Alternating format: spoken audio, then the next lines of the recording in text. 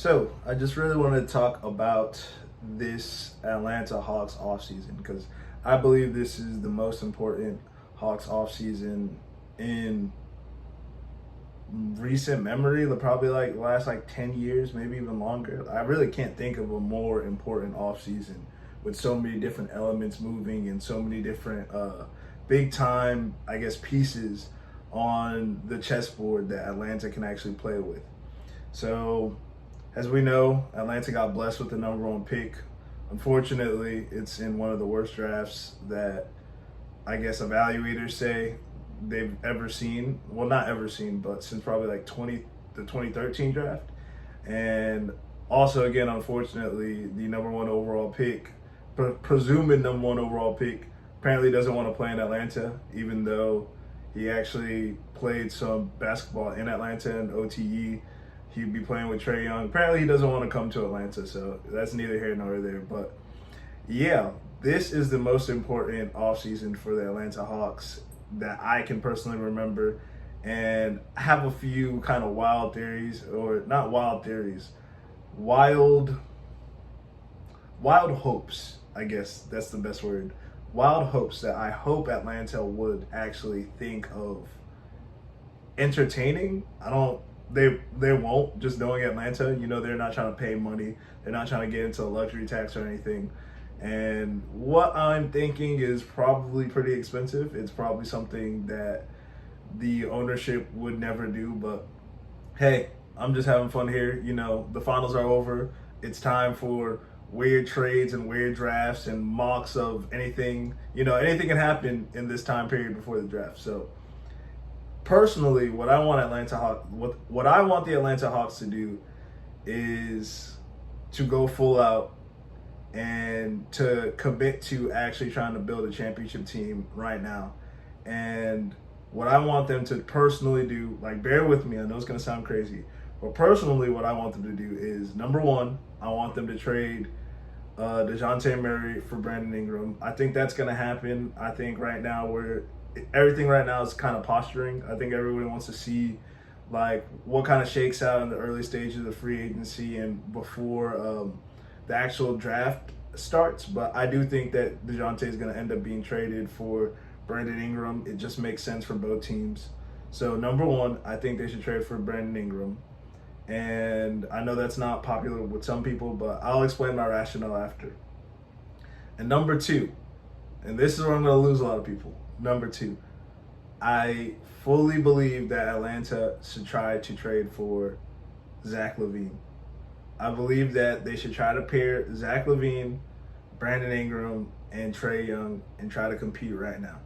And I understand that right now it seems kind of bleak for Atlanta. Boston has shown that they have what it takes to be a dynasty, in my opinion. They have all the pieces. They have so many great players. They probably have 5 to 6 players that could average 20 points in any series over. Basically, they have just too many options at this point. They're a perfect team on paper right now, and it's going to be tough to beat them. But I truly believe that a team of Brandon Ingram, Trae Young, and Zach LaVine could actually compete with them. And let me get to my rationale, because I know there's a lot of people who they're going to be like, "You're an idiot," or that defense is going to be abominable, or just people have their people that they don't like. A lot of people think that Zach LaVine is just a loser. A lot of people have painted Brandon Ingram as a loser as well, and a lot of people just straight up hate Trae Young at this point. And I understand, like, his defense leaves a lot to, like, just he doesn't play the greatest defense, like, we know this, but I do think a lot of it has been what I've realized with the NBA is that once there's a narrative on you, it's really hard to get that narrative off. I believe this last year, Trae Young has proven that he could be a solid defender. Like, he is not the worst defender in the league. I see that so much. He's not. When he wants to, when he plays with effort, he can actually be a pretty decent defender. I think it's really about effort and buy-in, and I think that he's 100% capable of being a average to maybe even a plus defender at one point in his career. But I'm getting off topic. Right now, I believe that the NBA is in a in a stage of flux. You know, we just came from the Big Three era. That's pretty much passed with Jokic winning his championship in with the Nuggets, with Boston winning with what I call their Big Five. We're seeing that it's kind of shifted towards needing a lot of different types of people, needing a lot of different types of ball handlers who could also create themselves and who can also score. And in that mindset, in that realm, the reason why I think that Atlanta should go all out and get a Brandon Ingram and a Zach LaVine to pair with Trae Young is because I do believe that right now, those two, all three of them, honestly, are undervalued when it comes to what they actually bring to the table on an NBA team. Like, I believe Trae Young is one of the best engines in the NBA. I believe Brandon Ingram is probably one of the top, I want to say probably a top five, I guess, scorer type creator from the small forward position. Like, the dude averages probably like 6 assists a game. He has a 7'4", 7'3" wingspan. I understand his numbers aren't ridiculous, but I really do believe that there's a lot of talent there. A lot of injuries have derailed him. I think he is a little bit on the weaker side, so that's hurt him too. But I think in terms of talent, I think Brandon Ingram is really up there. Don't kill me. I think Brandon Ingram, from a talent perspective, is not that far off from the Browns and Tatums of the world. From just a specific talent perspective, I think that he has that type of talent level.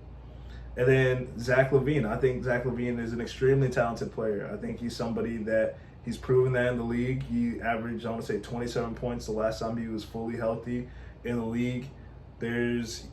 He's probably a top 5 actual shooter in the NBA. People don't give him the credit for that. Like, he is one of the greatest shooters in this current NBA right now.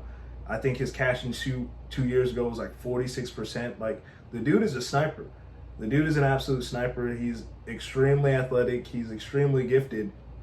And one of the biggest things I've noticed between Zach LaVine and Brandon Ingram is neither of them have played with point guards, honestly. Like, they've never been in a situation where they could count on a point guard to create offense for them on a consistent basis. The only time Zach LaVine has played with a legitimate point guard since he left, I guess, Minnesota, was when he had Lonzo for like maybe half a season. And if you go look at those numbers, go look at the Bulls team, they produced really, really well. Like, that was a really good team when Lonzo was healthy. And Zach LaVine hasn't had that type of option since. And then on the flip side, Brandon Ingram had to play de facto point guard for the last few years with the New Orleans Pelicans. Like, they didn't really have anybody else who could do it. CJ's not a point guard.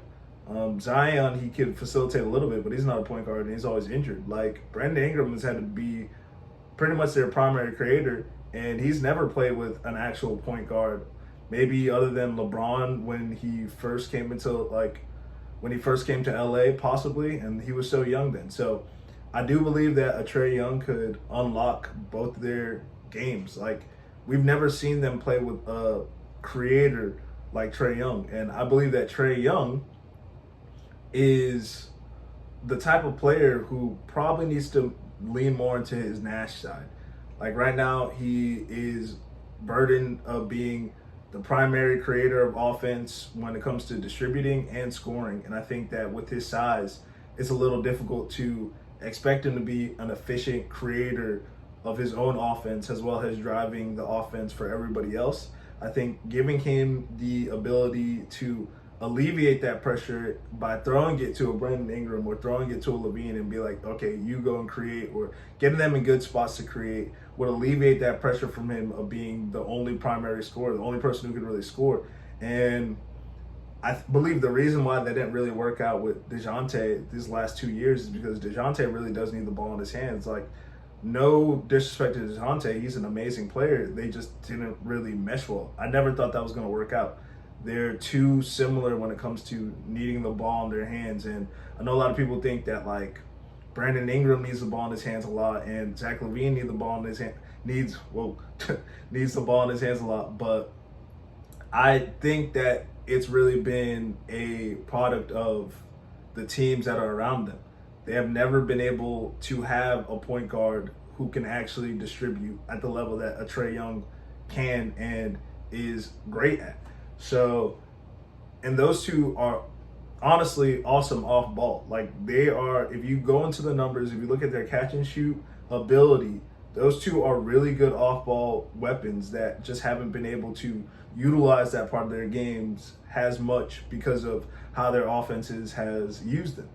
And I believe that Trae could really unlock their games. And honestly, on paper, I look at that and I'm like, Trae, Levine, and Ingram, that, and on its own, that would be the most talented two players that Trae's ever played with. And then when you add in the draft, what they could do with the draft, personally, because it looks like they're locked in on Klingon. If you have a dominant force on the defensive side that's pretty much wiping away the paint like a Klingon, it really does give you some optionality when it comes to just, I guess, focusing on that offensive level. Not that's like they're still gonna have to buy into defense. And I really do believe all three of those players, even though they're not quote unquote defensive stoppers or people that are, I guess, looked at as defensive players, I believe all three of them are capable of playing good defense. And I honestly believe that Brandon Ingram could be a great defender. I think Zach LaVine could be an actual great defender. If you look at what Steve Kerr said about him during the, I guess it was was it the Olympics or just FIBA? It might have been FIBA. When you look at what Steve Kerr talked about, what Steve Kerr said about Zach LaVine on the defensive side of the ball during FIBA, like it shows that he can actually play great defense when he's locked in. So I don't necessarily worry about the defense. That is all about buying. That's all about effort. That's all about really buying into what the team is trying to do. And if Atlanta could put a dominant force like Klingon on the back end, it really does help them out. It helps out that whole entire defensive unit. And I haven't even talked about Jalen Johnson. Like imagine Jalen Johnson is honestly a point forward. Like he doesn't get that label put on him enough, but like that man can pass. Klingon is actually a really good passer too. If you had that type of team, you'd have a bunch of players who could honestly, they're all really good passers. None of them are on Trae's level, but like that'll give you 1 to 5 really solid passers. On top of that, you have a dude who's a defensive, metric wise, he's a defensive monster. I don't know how it's going to translate into the NBA, but if you look at his defensive metrics from a UConn, on his UConn teams for the last 2 years, it measures up with some of the greatest centers, defensive centers in the league currently. So if Atlanta is serious about getting Klingon, I really do believe that you could go out there and you get a Levine, you get an Ingram, you can pair them with Trae, and you would have one of the best offenses in the league. Probably, I would say that team offensively is probably top 5, top 3. It's a lot to put on Klingon to just carry the defense, but I believe that he is being painted as a generational defensive talent. Then you keep Okongwu, he's the backup. You know, Okongwu is a great defender. And quite honestly, what I'd really like Atlanta to do if we start talking about draft, I'd really love Atlanta to trade the 1st overall for the 4th and the 8th. It gets a little questionable because no one really knows what Houston wants to do. If they go Reed Shepherd number 3, then I believe Klingon should be there. But you never know. They might throw a wrench there and trade it. That's a real possibility that they trade that pick to somebody who wants to go and get Klingon, or they could get Klingon themselves. But if I'm Atlanta, I would definitely explore that possibility with San Antonio to trade for the 4th and the 8th. If they did that, my perfect draft scenario, what I would do and what I'd love for, like, God, please let this happen for Atlanta, is they could get Klingon at 4. You know, it's a little high for me personally, but it looks like that's who they want to get. You go Klingon at 4, and you hope Ron Holland falls to 8. And I think that's high level, high talent. He has a lot to work on in his game, but he could be a defensive dog. He could be somebody who developed like a Jalen Johnson, and he's an insane athlete. And it's somebody that you could just build up with Jalen, you know, somebody who will come in, play great defense, put pressure on the rim, and it's just a good other prospect to look forward to. So that's what I would hope would happen for Atlanta on the draft perspective, and that's also what I'd hope for Atlanta to do in terms of free agency and trades. Realistically, I know they're not going to do it. I know a lot of people are like, thank God they won't do it, but I never understand this with Atlanta fans. Like, we have some kind of not like superiority complex, but it's just like I see comments where like, Zach LaVine, Brandon Ingram. It's like, dog, if Zach LaVine and Brandon Ingram were on the team, I guarantee you guys would love them. Like, it's not something where we should be like, oh, we're better than that. Like, no, not really. Like, and honestly, I believe that Trey would love playing with those two types of players because, quite frankly, on a talent perspective, who is the most talented player that Trey's played with in his years in Atlanta? 2021 or 2020 Clint Capella, maybe John Collins. Like, it's not the best. Like, no offense to those two players, like they're great players in their own right, but like these would be legitimate all-stars who could score, who can really score, like fill it up with Trey, wouldn't put pressure on him, and I just feel like that team would be able to compete. Like, I believe that team on paper, if we go Trey, LaVine, Ingram, Jalen, Klingon, then Okongwu, and in this fantasy world, Holland on the bench, and clearly I'm trading DeAndre, I'm trading Bogey. Like, no offense to them, but I would trade them. I feel like that team competes. I feel like that team could go to a finals. I think they could push. I don't think it's better on paper than Boston, but I think that team could push Boston to Game 7. So, yeah, let me know what you guys think. This is just me kind of rambling, just thinking about what, like, dream scenarios for the Hawks. Like, nothing is perfect. You're not going to find, like, there's no LeBron that's just going to come in and carry the team to a championship. You got to start playing with, I don't know, you got to kind of just, like, think about how this team can acquire talent that actually has more upside or can elevate. Like, I'm tired of Atlanta making plays like Sadiq Bey for 5 second-round picks. Like, that's a joke. First of all, that trade was horrible. Still horrible. I said it was horrible then. It's horrible now. Like, second-round picks, they try to toss them out like they have no value. Yes, they do have some value. But needless to say, I just want Atlanta to really try. Like, this is the biggest offseason that I can remember, and there are players out there who are legit all-stars. They're not superstars, they're all-stars that can be got, and I believe Atlanta should try to get them, and I believe that the city would love them, the city would embrace them. They'd have to spend some money, obviously. That's where this probably falls apart. I've done some trade machine stuff. Apparently the numbers work. Like, it's not something where they're going to be a second apron team or anything. Like, the numbers still do work. It's not gonna put them into the luxury tax immediately. I'm not a trade guru. I don't know the cap and everything like that. So, double check it, look it up, see if you think it makes sense. And yeah, if you hate it, let me know. Just comment. This is fun. This is the best part of the season. What, to me, especially if your team isn't that good, this is when the fun starts. So yeah, let me know. Thanks.